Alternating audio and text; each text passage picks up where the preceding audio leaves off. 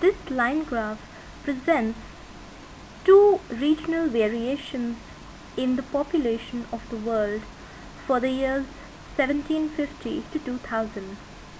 We see that both the populations for the Asian region as well as the European region has fluctuated highly over the years, but the Asian population makes up the majority chunk of the entire global population. It is quite high and extremely significant in forming the composition of the world population, whereas Europe is only contributing a very small proportion.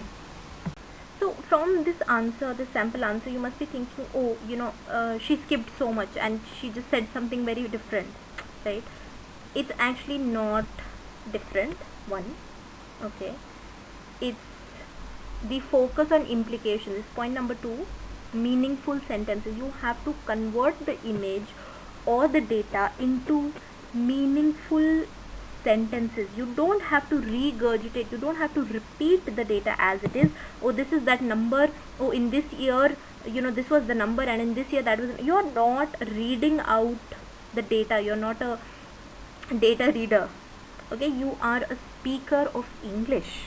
This test is judging not your mathematical ability to read data, but your speaking proficiency, your fluency, your pronunciation, your ability to communicate in words whatever you see, right? Okay, so that is very, very crucial to understand, that you don't need to repeat all the data. You need to give it a picture. You need to give it a meaningful implication as to what does this mean relative to each other, right? What is the European global percentage and what is the Asian global percentage? What does that mean? That means if there are, let's say 7 billion people, right, out of that 4 or 5 billion are living in Asia and 2 billion are living in Europe. I mean, that is the percentage composition of the population. That's what it means.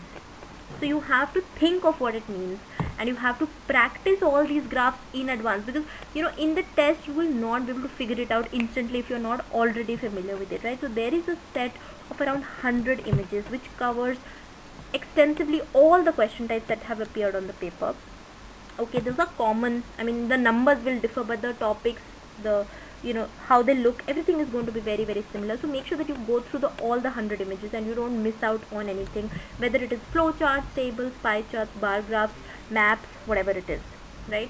And think as you speak. So that the first point that I've written here, do not try to write down an answer, or be very, very prepared. Be prepared to be an impromptu awesome speaker. Okay, your spontaneous speech should be so good that you can handle anything that the test throws at you.